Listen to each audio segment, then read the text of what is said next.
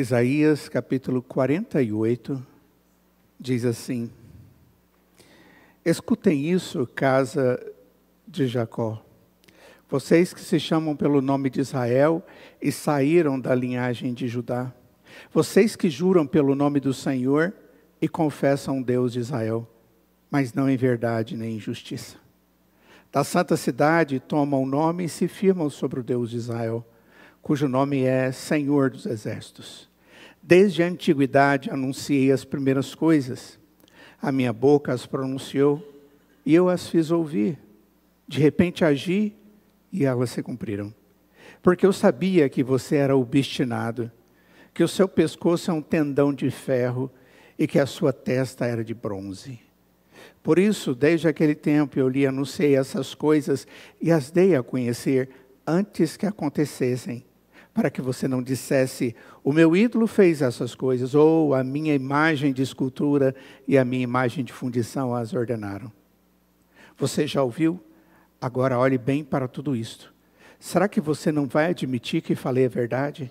Desde agora lhe anuncio coisas novas e ocultas que você não conhecia. Foram criadas agora e não há muito tempo. E antes desse dia você não tinha ouvido falar nelas, para que você não diga, sim, eu sabia. Você não ouviu, não conheceu, nem tampouco antecipadamente se abriram seus ouvidos, porque eu sabia que você não é nada confiável e é chamado de transgressor desde o ventre materno. Por amor do meu nome, retardarei a minha ira, e por causa da minha honra me conterei em relação a você, para que eu não venha exterminá-lo. Eis que refinei você, mas não com a prata. Eu provei na fornalha da aflição. Por amor de mim, é que faço isso. Pois como seria profanado o meu nome? Não darei a mais ninguém a minha glória. O Senhor chama Israel. Escute a Jacó e também você, Israel, a quem chamei. Eu sou o mesmo, sou o primeiro e também o último. Também a minha mão fundou a terra e a minha mão direita estendeu os céus. Quando eu os chamar, eles se apresentarão juntos. Reúnam-se todos vocês e escutem. Quem dentre eles anunciou essas coisas? Aquele a quem o Senhor amou executará a sua vontade contra a Babilônia, e o seu braço será contra os caldeus. Eu tenho falado, também já o chamei. Eu o trouxe e farei próspero o seu caminho. Aproximem-se de mim e escutem isso. Desde o princípio não falei em segredo. Desde o tempo em que isso vem acontecendo, tenho estado lá. Agora o Senhor Deus enviou a mim e o seu Espírito. Assim diz o Senhor, o seu Redentor, o Santo de Israel. Eu sou o Senhor, o seu Deus, que lhe ensina o que é útil e o que guia pelo caminho em que você deve andar. Se você tivesse dado ouvidos aos meus mandamentos, então a sua paz seria como um rio e a sua justiça como as ondas do mar. Também a sua posteridade seria como areia e os seus descendentes como os grãos da areia. O seu nome nunca seria eliminado nem destruído de diante de mim. Saiam da Babilônia, fujam do meio dos caldeus, anunciem isto com voz de júbilo, proclamem e levem esta boa notícia até os confins da terra. Digam, o Senhor remiu o seu servo Jacó. Não padeceram sede quando eles levava pelo deserto. Fez brotar para eles água da rocha, fendeu a pedra e a água jorrou.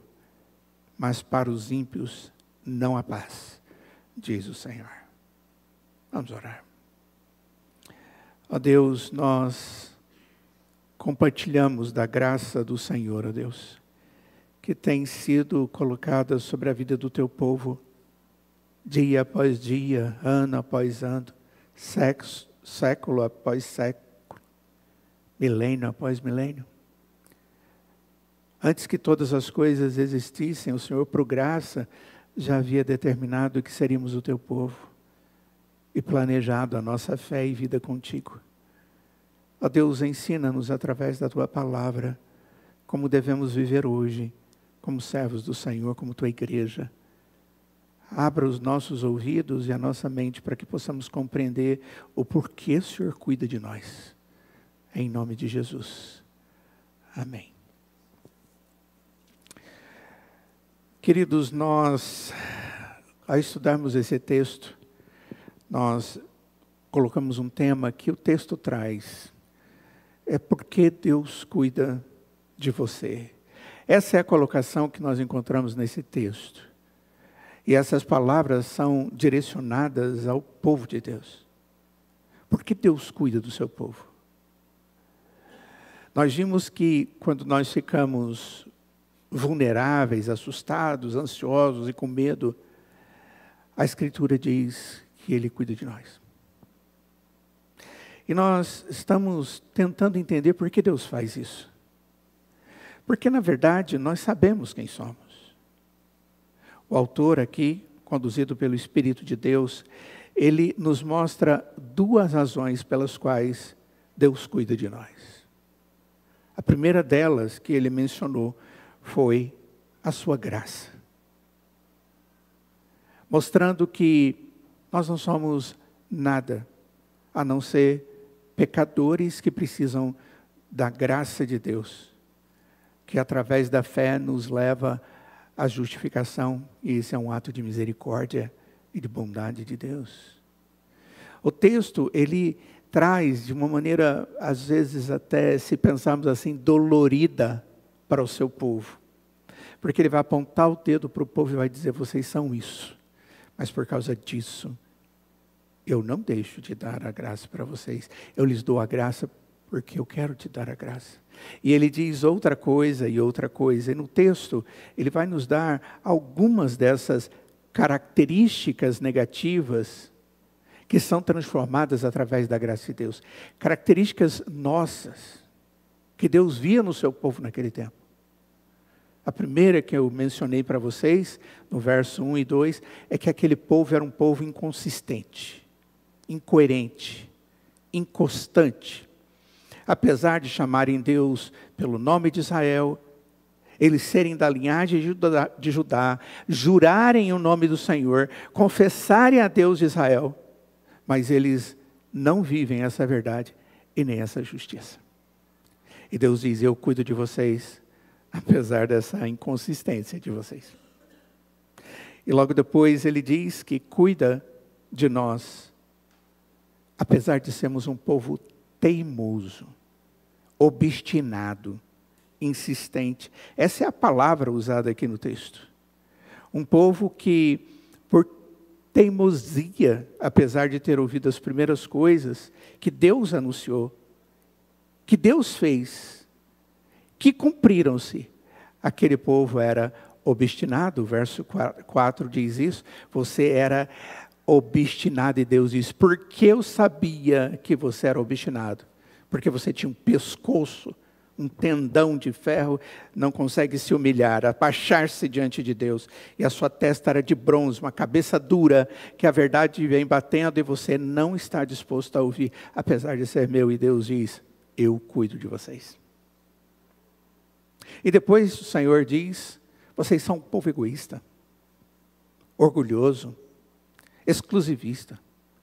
No verso 5 isso fica bastante claro, porque o texto nos mostra que esse Deus estende a sua graça às pessoas que pensam que estão no controle das suas vidas e se gabam disso. Aqueles que, apesar de falar da graça de Deus, da necessidade de serem independentes de Deus, eles agem primeiro e depois eles se lembram que Deus existe. Eles são obstinados. Essa é a expressão usada no texto. Mas Deus cuida desse povo. E o texto continua falando características negativas e diz que o povo de Deus é um povo arrogante, insolente, soberbo, chega diante dos outros e diz, eu tenho Deus.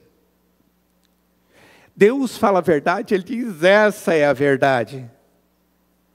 Esse Deus é o meu Deus. Eu me arrogo diante de Deus, mas não vivo como servo. Eu vivo como aquele que deixa de lado a suficiência de Deus. Mas Deus age com graça, porque Ele sabe que seu povo está inclinado a ser cheio de si mesmo, pensando que eles sabiam disso. Antes Deus diz, eu fiz um pronunciamento de que as coisas aconteceriam, antes delas acontecerem, para vocês não atribuírem isso a outros, a deuses, a pessoas e a vocês mesmos. Vocês são arrogantes. E por último diz, vocês são um povo rebelde, revoltoso. Você nunca ouviu, diz o texto no verso 8, você nunca soube, seu ouvido não foi aberto. Esse ato de rebeldia, como é um ato de rebeldia quando um pai, uma mãe diz algo para o seu filho como educação, como orientação, e esse filho reage dizendo, eu não quero ouvir, ou eu não estou disposto a ouvir, ou até mesmo olha, mas não presta atenção, não abre o coração, não abre o ouvido do coração. E a gente vê que ao longo da história de Deus com o seu povo, nós vemos o povo cometendo os mesmos erros repetidamente. E Deus diz, e eu cuido de vocês por causa da minha graça. Essa é a primeira motivação de Deus ao cuidar de nós. Por causa da graça dele. Porque ele resolveu agir com graça. E com certeza, isso deve levar a mim e a você a termos uma atitude humilde diante do Senhor e reconhecer, não somos diferentes do povo de Israel naquela época. Em vários momentos, em especiais situações, às vezes de maneira muito corriqueira, nós temos essas características negativas, apesar de termos um Deus, apesar de termos a graça de Deus conosco, apesar de Deus ter nos perdoado e sabermos que Deus cumprirá a sua promessa para conosco até o final, vai cuidar de nós, vai nos libertar, vai ter misericórdia de nós, terá graça da nossa vida, mas não somos o povo obediente, submisso, alegre em Deus, e muitas vezes nós nos esquecemos de quem é aquele que nos sustenta. A segunda razão que Isaías traz nesse texto, é o nosso tema de hoje, é a segunda razão de Deus agir com bondade. Cuidar de mim e cuidar de você. Quando alguém chega no gabinete e diz, pastor, as coisas estão difíceis. Parece que Deus não está me ouvindo. Parece que Deus está mostrando para mim que eu não sou servo dele. Ou Deus está permitindo essas coisas todas só para me testar. No momento da dificuldade, das angústias, nós temos o perigo de agirmos de forma negativa. De forma a questionar a Deus. E depois nós questionamos a nós mesmos. E isso não resolve o nosso problema. O que resolve o nosso problema é saber que Deus cuida de nós por causa, antes de tudo, dele mesmo. E nós precisamos compreender quando Deus diz, é por amor de mim mesmo que eu cuido de vocês. O que significa isso? Parece que é um Deus arrogante. Parece que é um Deus estranho. Como ele pode agir de tal forma que ele diz para nós que não podemos fazê-lo? Por que Deus ama o seu povo? Porque ele nos trata com tanta bondade. Porque ele tolera os nossos fracassos. Nós vamos encontrar a resposta aí do verso 9 em diante. A resposta no verso 9 é, por amor do meu nome, retardarei a minha ira. Ele está dizendo, eu tenho toda a motivação para ter ira contra vocês.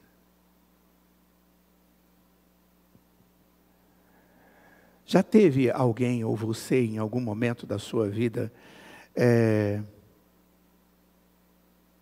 uma situação como você chegar diante de Deus em oração e dizer, Senhor, se o Senhor achar algum bem em mim, cuida de mim.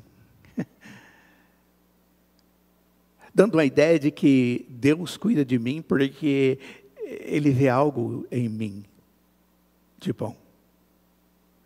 Deus diz aqui, eu não cuido de vocês por causa de vocês, mas eu cuido antes por causa do meu amor para com vocês.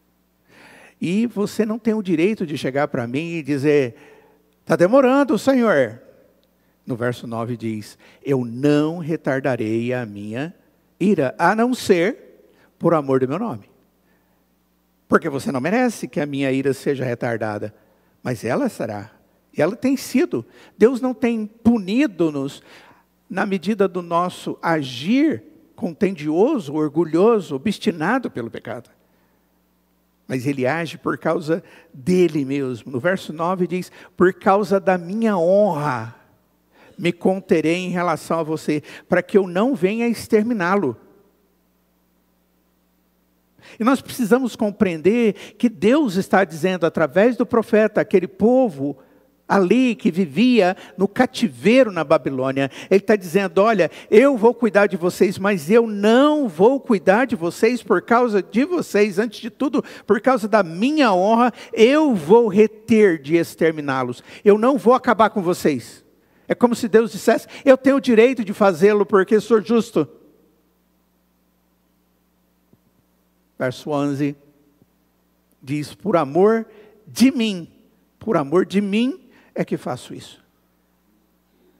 O verso 11 diz ainda, não darei a mais ninguém a minha honra. E eu preciso entender o que Deus está querendo dizer aqui para aquele povo. Ele está querendo abrir a mente deles para que eles entendam que a ação de Deus a favor do povo de Deus tem a ver com Deus. E se não existe essa razão, não existe razão para Deus cuidar de nós, o seu povo. Deus, por que o Senhor cuidaria do seu povo e de mim? Faria isso por eles? Por que Deus faz isso, apesar desse povo ser indigno? E o texto diz, não por causa deles, mas por causa do meu nome, por minha causa própria, por causa da minha glória, por causa da minha honra. Aquele povo havia sido um povo muito provocador. E Deus tinha justamente irado com eles. Deus estava irado com eles. Isso foi demonstrado quando Deus permitiu que esse povo fosse dominado e levado como escravo. Era juízo. Mas não era juízo para destruição. Era juízo para refino. Era juízo para melhora. Era juízo para que houvesse consciência. Era juízo para arrependimento. Era juízo para que diante do arrependimento pudesse existir perdão. O cativeiro deles foi o castigo da sua iniquidade.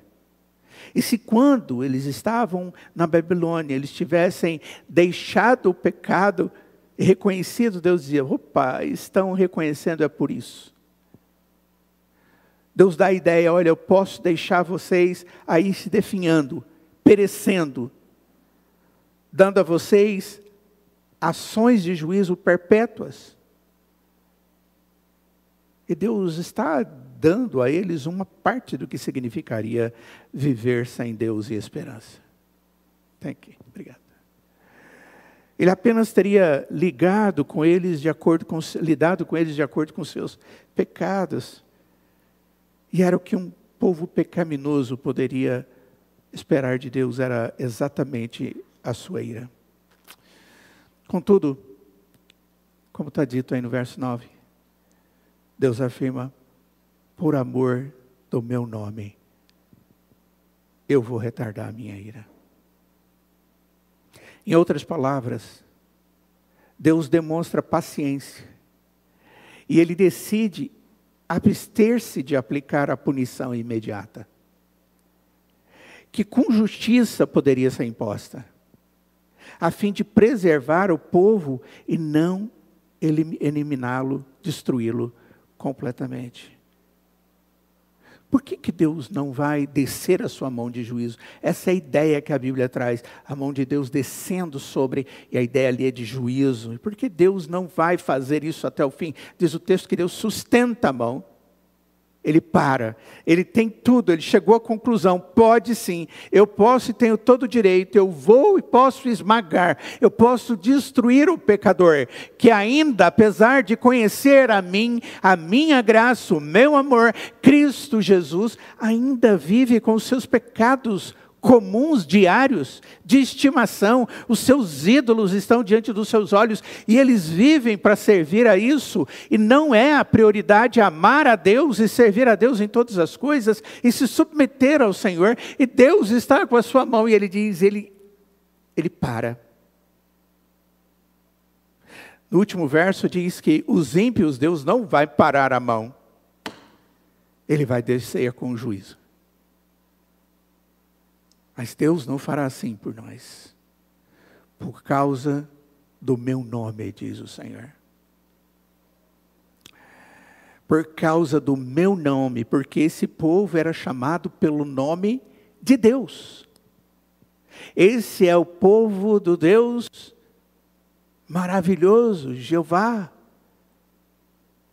E o povo diz, nós fomos escolhidos. Abraão ouviu uma palavra de promessa, de verdade, de um Deus que também é verdadeiro. E nós somos esse povo que é chamado pelo nome do Senhor.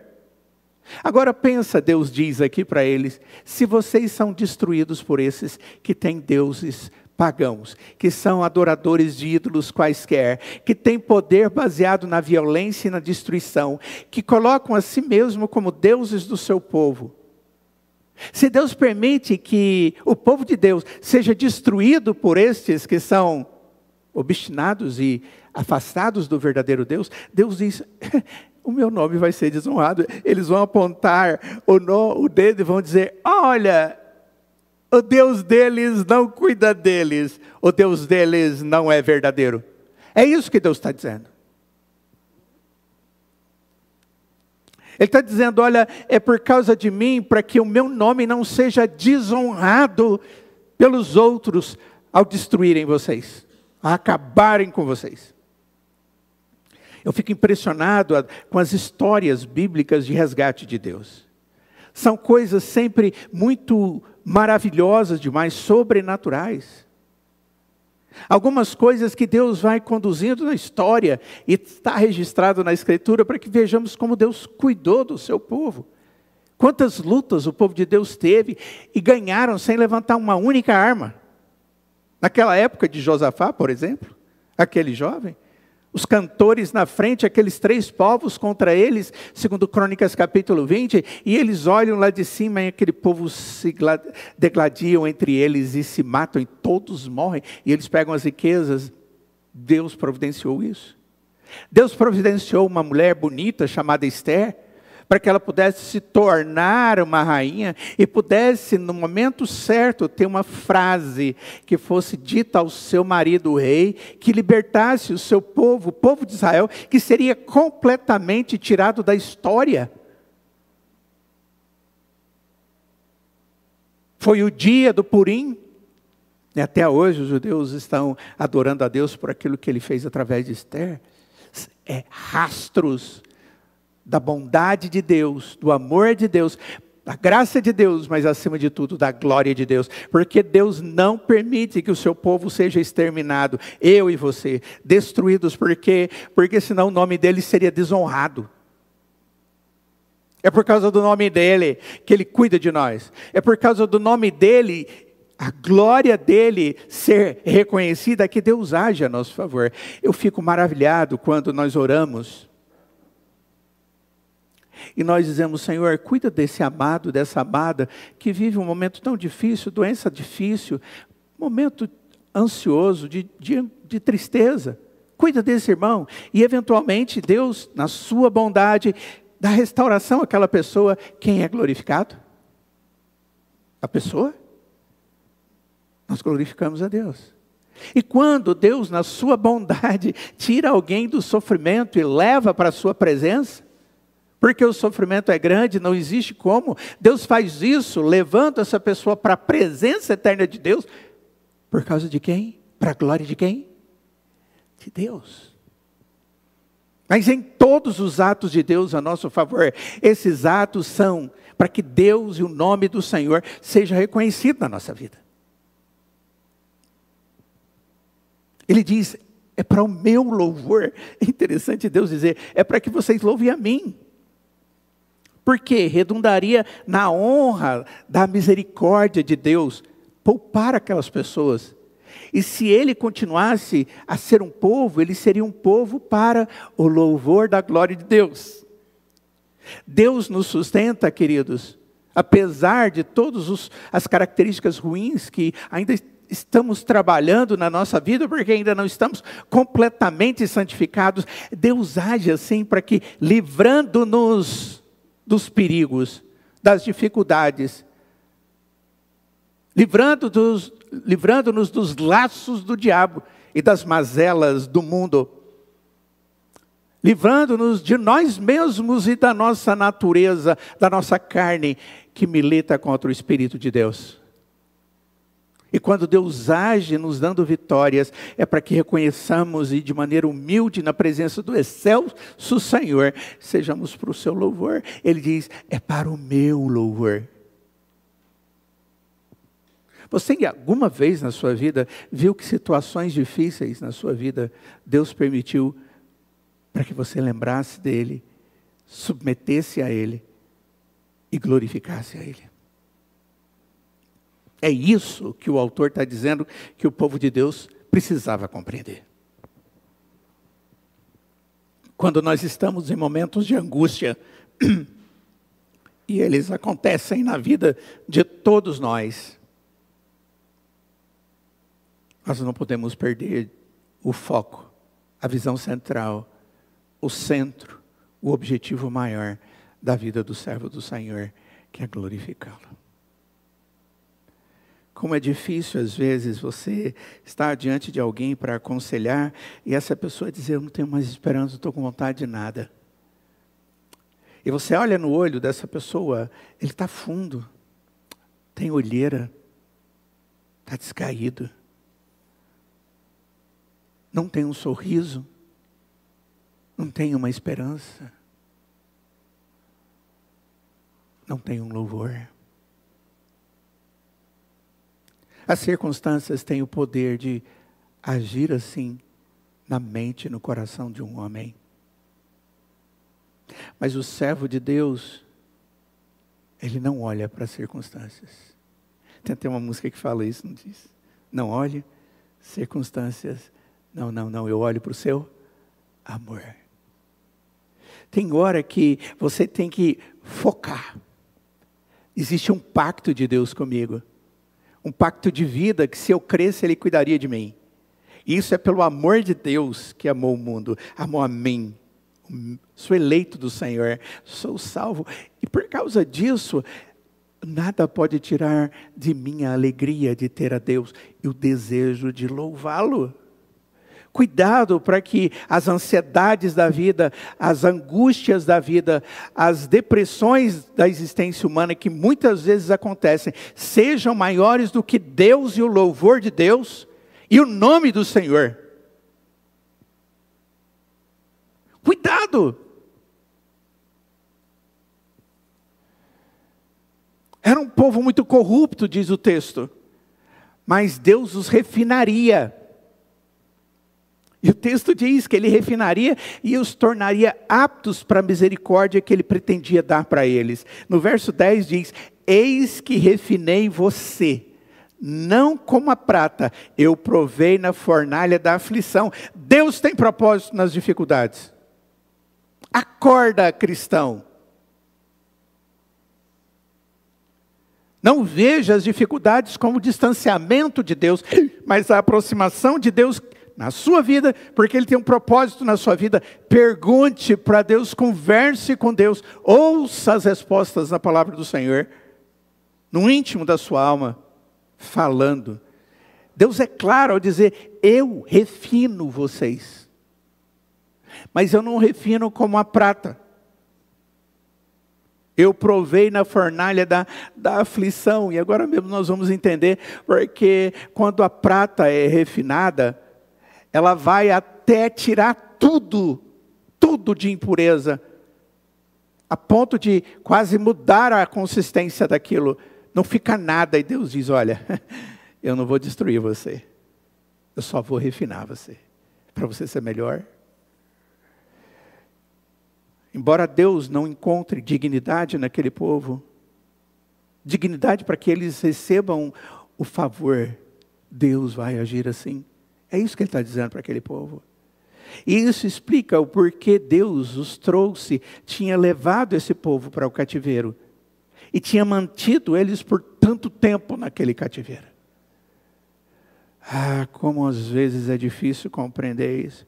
E de repente você olha para alguém e diz, puxa, já há tanto tempo, esse crente é temeroso a Deus, uma pessoa boa, amorosa, sincera, dedicada, essa pessoa é maravilhosa, e Deus está permitindo essa dor tão longa. Não existe dificuldade que nós não possamos suportar, porque junto com ela Deus nos dá livramento. Cuidado. Deus não estava desejando destruí-los, mas fazer-lhes o bem. Era para refiná-los. Não como a prata. Não completamente como os homens refinam a prata. Que continuam ali na fornalha até que toda escória seja separada daquela prata. Se Deus agisse assim conosco, queridos, dessa forma tão violenta, se Deus agisse assim com aquele povo, eles estariam sempre na fornalha, sempre, pois eles são todos escória, e como tal poderiam justamente ser postos de lado como a prata reprovada. Tem um texto na Escritura que fala dessa prata rejeitada, é Jeremias capítulo 6, verso 30. O texto diz, serão chamados de prata rejeitada, porque o Senhor os rejeitou. Refinou, e mostrou que não era nada, e joga fora. No Salmo 119, no versículo 119, a Escritura também diz algo interessante. Rejeitas como escória todos os ímpios da terra, por isso amo os teus testemunhos.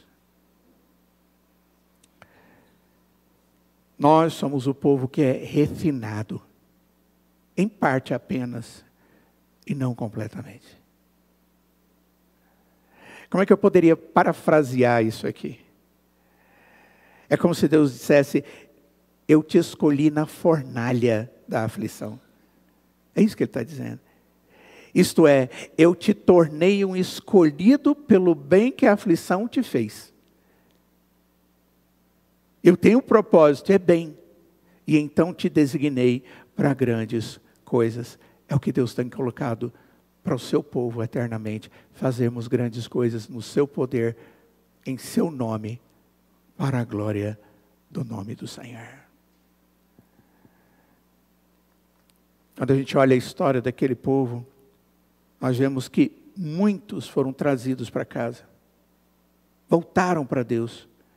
Como vasos escolhidos em uma boa obra de graça, foi iniciada neles na fornalha da aflição. E quando eles voltaram, e quando olharam para o grande templo destruído, os muros destruídos, fogo, destruição, pedra tirada sobre pedra, casas destruídas, pessoas passando dificuldades, e quando eles voltam, contemplam aquele lugar, apesar de estar destruído, eles sabem que é o início da reconstrução de Deus para o seu povo.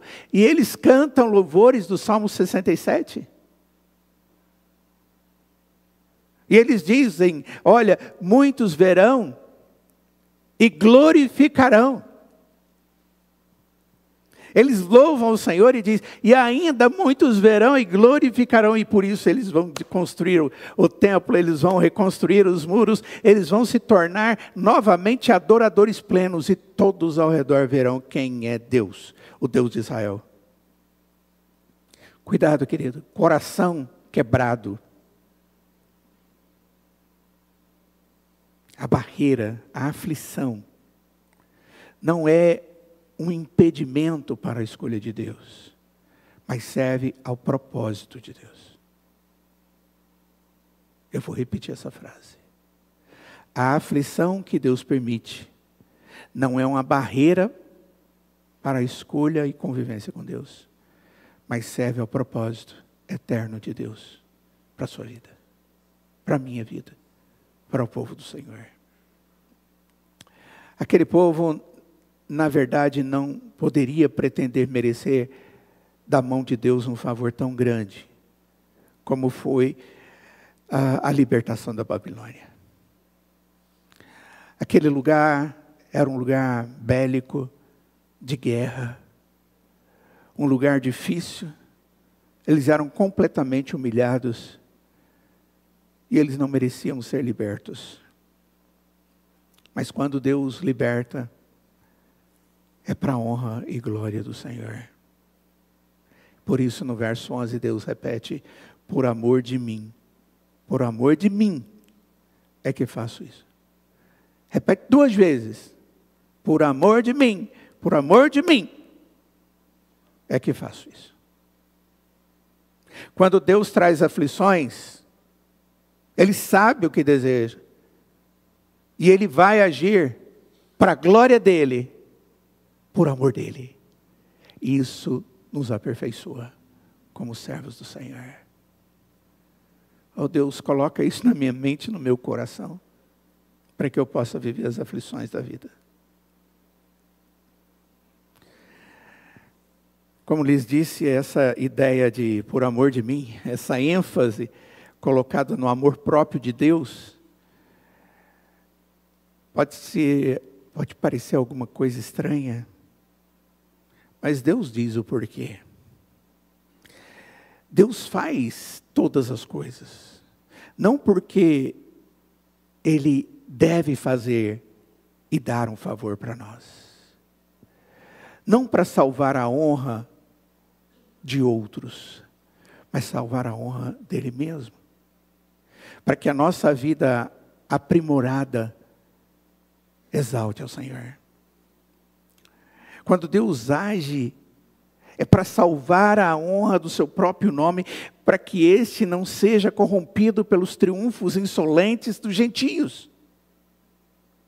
E eu me preocupo com isso, porque em alguns momentos, apesar de serem duros, nós deveríamos ser perseverantes na esperança.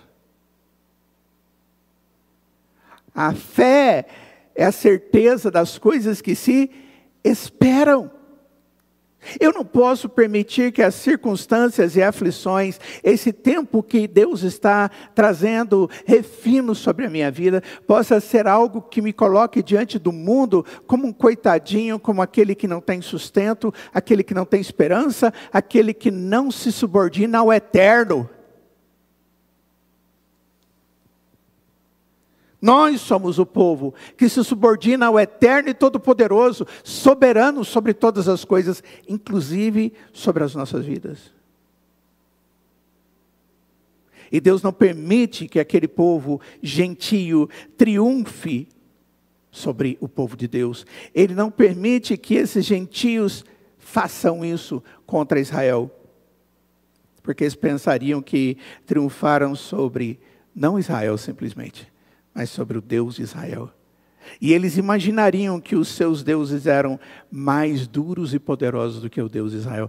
Não pode, querido, na aflição, dependa do Senhor, para que você possa, desta forma, demonstrar que Ele é superior, verdadeiramente, o Deus da nossa dependência e graça. Vocês lembram de Belsazar, filho de Nabucodonosor? Estudamos sobre isso há pouco tempo, estudamos todo o livro de Daniel no estudo de quarta-feira.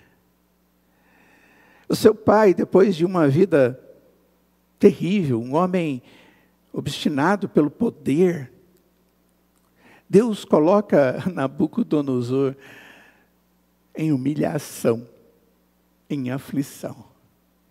E a Escritura diz que Deus fez aquele homem ser jogado fora. E sabe o que ele fazia? Ele pastava junto com os animais. Ele comia grama junto com os animais. O grande Nabucodonosor. E Deus fez aquele homem passar por aquela situação até até que os seus olhos fossem abertos e ele reconheceria e reconheceu o Deus de Israel. Deus age assim, às vezes para nos levar a Ele para a salvação, mas também para aquele que é salvo, a fim de que sejamos refinados e santificados na fé. O filho dele, que sabia dessa história, que reconheceu o que Deus fez na vida de Nabucodonosor, e depois da fé, aquele homem teve tudo restaurado, a vida restaurada, ele sai do campo, ele volta a ter o seu anel, ele tem os seus colares, ele tem a sua roupa real, ele tem de novo a sua existência diante daquele povo que era o seu povo, porque Deus agiu com misericórdia, mas Belsazzar, o filho dele, era um homem que não era piedoso. Ele deixou essa mensagem desaparecer. Ele foi tão ruim, que ele pegou os utensílios, os vasos sagrados do templo de Deus, e bebeu e comeu com pessoas adorando a deuses estranhos. Daniel capítulo 5 diz isso.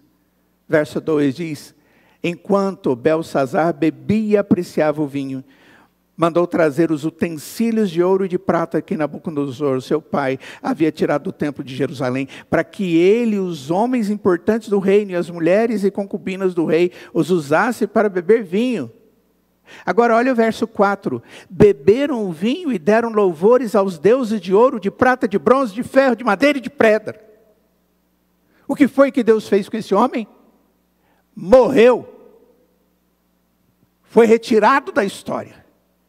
Foi humilhado pelo Deus poderoso de Israel. Porque o Deus de Israel não permite que o nome dele seja desonrado. Porque as coisas pertencentes ao Senhor, para o louvor do Senhor, e aqui eram os utensílios, aquelas coisas que Deus havia mandado serem feitas para que Ele fosse glorificado, estavam sendo usados de maneira indigna, terrível coisa estava sendo feita. E Deus destrói Belsazzar, mata-o.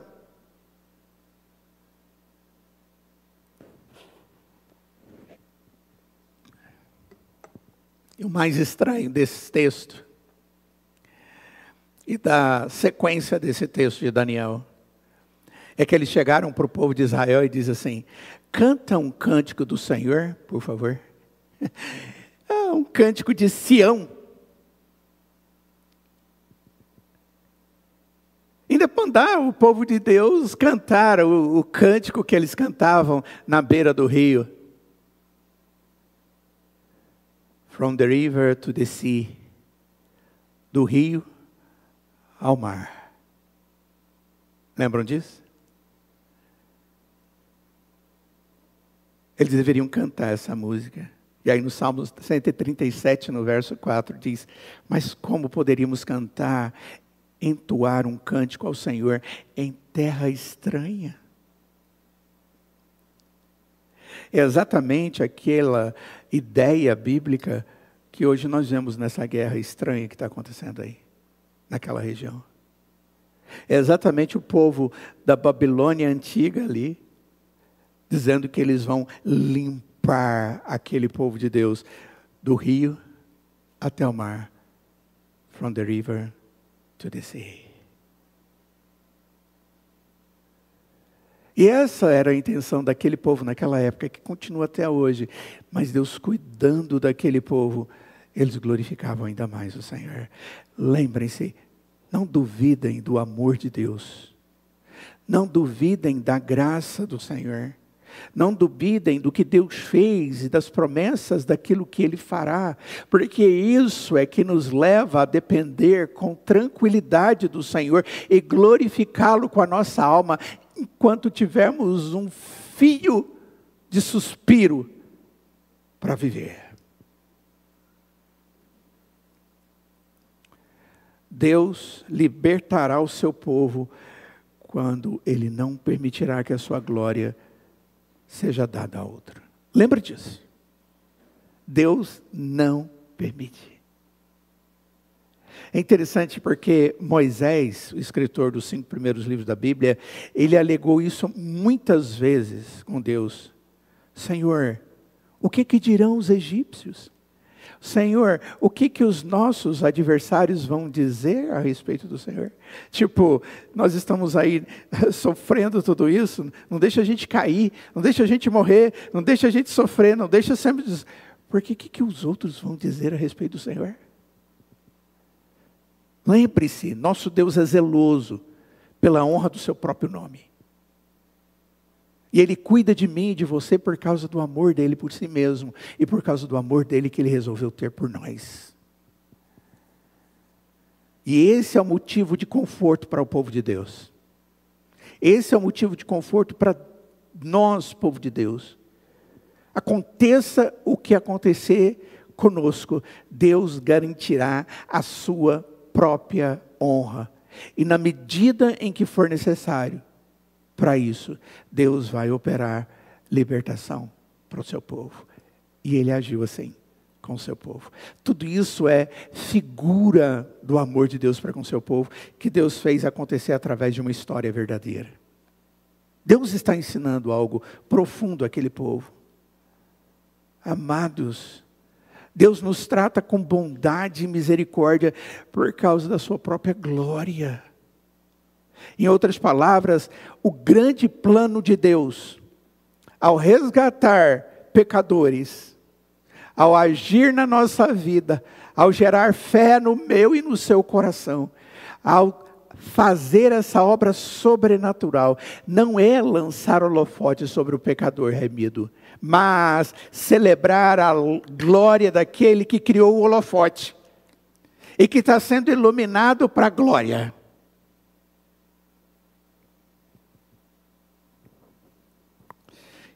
A minha mente, ela tem um pouco de dificuldade com algumas coisas. E Deus é que tem que quebrar, né?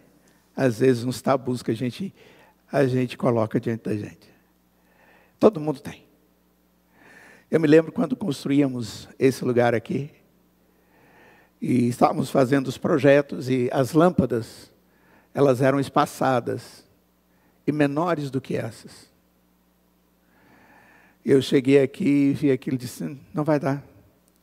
A igreja precisa da iluminação.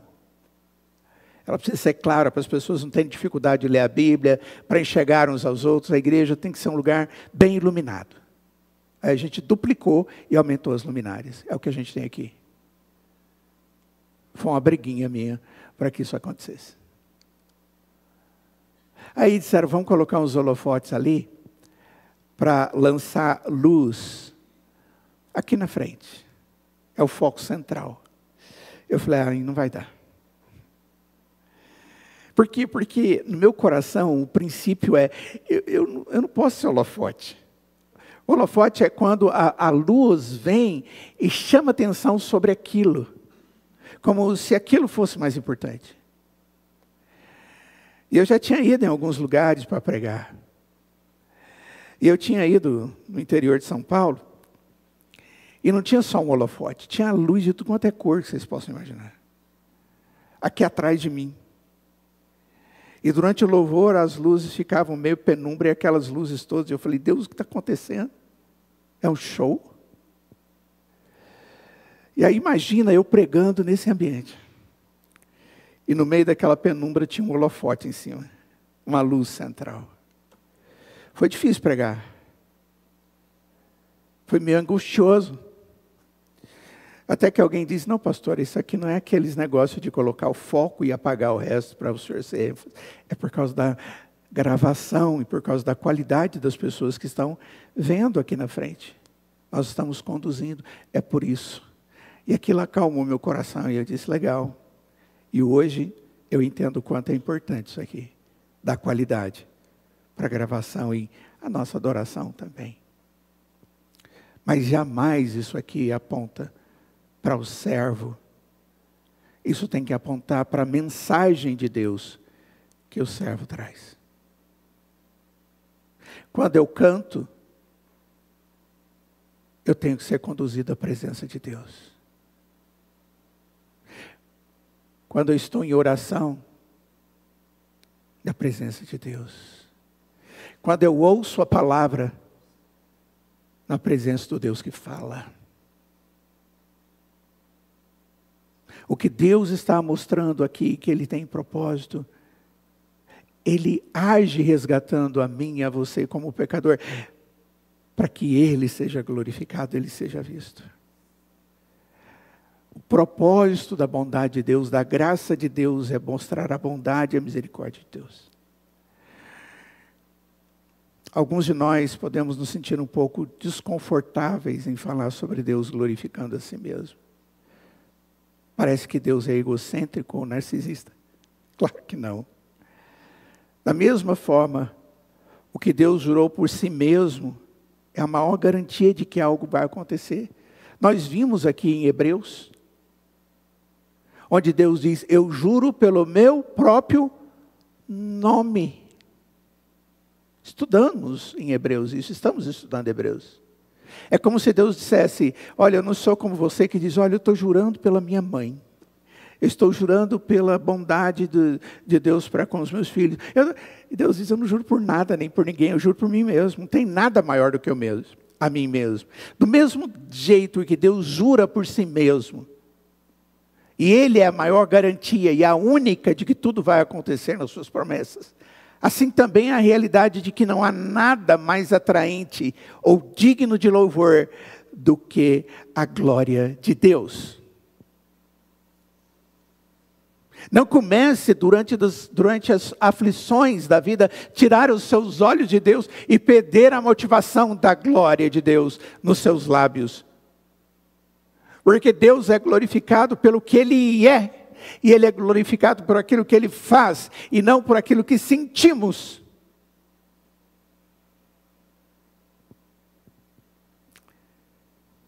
Se a glória de Deus é tanto melhor quanto o nosso maior bem, então é apropriado e correto que Deus seja exaltado, porque Ele é Deus.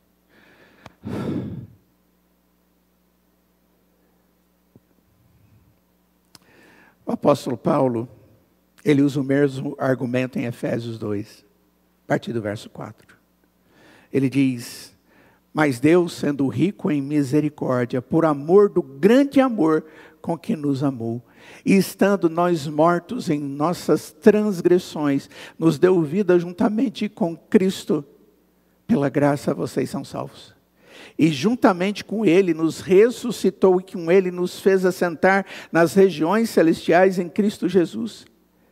Deus fez isso para mostrar nos tempos vindouros a suprema riqueza da sua graça em bondade para conosco em Cristo Jesus. Porque pela graça vocês são salvos mediante a fé, e isso não vem de vocês, é dom de Deus, não de obras, para que ninguém se glorie.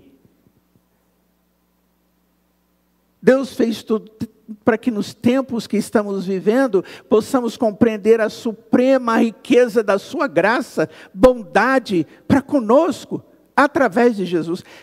Rapaz, não existe nada maior do que o que Deus é e o que Ele fez por nós, através do seu Filho, através da cruz. Não existe insuficiência, não existe aflição, não existe nada na existência humana que possa retirar o brilho de Deus e a glória de Deus e a necessidade que nós devemos ter de adorá-lo. Nós temos que ter muito cuidado, porque o coração quebrado, ele tem a tendência de perder a alegria no Senhor. Nós somos pessoas. E quando nós começamos a ler a Escritura, e nós vamos vendo essas verdades, Deus vai nos colocando de pé na sua presença, e nos humilhando diante dEle, para a glória dEle. A glória de Deus é a motivação central no universo. Deus fez todas as coisas para a sua glória. A glória de Deus é o centro e a fonte de tudo.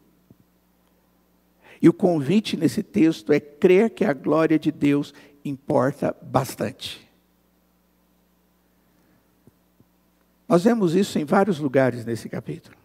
O sofrimento do povo de Deus se encaixa no plano de Deus para que o seu nome pudesse ser glorificado e Deus apurando-os. A glória de Deus está ligada a quem Ele é. Eu sou o primeiro e sou o último, diz o texto. Ele é o Criador. E sua glória é exibida na ordem criada. Verso 13 fala, eu sou o Criador. Ele controla a ascensão e queda das nações. Deus capacita líderes que são capazes de conquistar, como Ciro. Versos 15 e 16. No verso 17 diz que Deus é aquele que vai adiante de todos e cria bênçãos. Isso é quem Deus é. Sua glória não é vista apenas em um lugar, mas é demonstrada em tudo o que Ele é e tudo o que Ele faz. Isso porque sua glória não é uma característica da sua atividade. Ele não age simplesmente segundo a sua glória, mas Ele é a glória agindo para a sua glória. Não é simplesmente um traço de caráter. A glória de Deus é a soma de tudo que Deus é.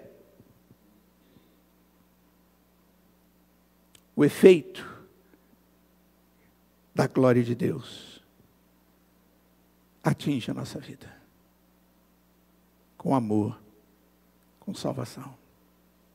E deve ser a motivação para as nossas ações. A glória é por quê? Ou por trás de tudo o que Deus faz. No verso 18 diz, se você tivesse dado ouvidos aos meus mandamentos, então a sua paz seria como um rio e a sua justiça como as ondas do mar. Temos uma música em cima disso também. O que Deus está lamentando aqui é que seu povo tinha escolhido não seguir os seus caminhos. É como se Deus estivesse gemendo sobre a obstinação do seu povo, de tal forma que Ele deve para esse povo disciplina, mas Ele está fazendo isso triste. Porque eles não estavam agindo para a glória de Deus. Mas a gente tem que observar que, até mesmo nas dificuldades, isso fazia parte do plano de Deus para o seu povo. Ele estava envolvendo-os e trazendo de volta para si mesmo. E assim, esse capítulo chega ao clímax no verso 20 e 21, com uma escolha a fazer no verso 22. Isaías, ele aguarda ansiosamente o dia em que o exílio de Israel vai terminar. Digam, verso 48, verso 20. Capítulo 48, 20. Digam, o Senhor remiu o seu servo. O Senhor remiu o seu servo, Jacó. Essa é uma declaração ousada de louvor e adoração, pois o povo de Deus vê a glória de Deus em plena exibição, diante dos seus olhos. Mas é seguido por um lembrete de Deus, de que Ele é capaz de prover tudo para o seu povo. Deus resgata os indignos para mostrar a sua dignidade. Mas esse texto adverte de maneira sóbria, mas objetiva. E ele diz, não há paz para os ímpios. Nós temos que fazer uma escolha. E isso vai fazer muita diferença. Reconhecer nossa indignidade e viver pela redenção oferecida a nós por meio de Cristo. Ou viver pelos nossos próprios esforços e estarmos do lado errado de Deus. Do lado esquerdo. E de juízo. Como é que nós podemos aplicar tudo isso que vimos nesses dias? 3 coisas. 3 coisas. A aplicação desse texto glorioso. Primeiro, a graça é a sua identidade. O povo de Israel foi marcado pela ideia simples, objetiva, mas singular, de que eles eram um povo que foi redimido por Deus. Você é caracterizado pela presença da graça de Deus na sua vida,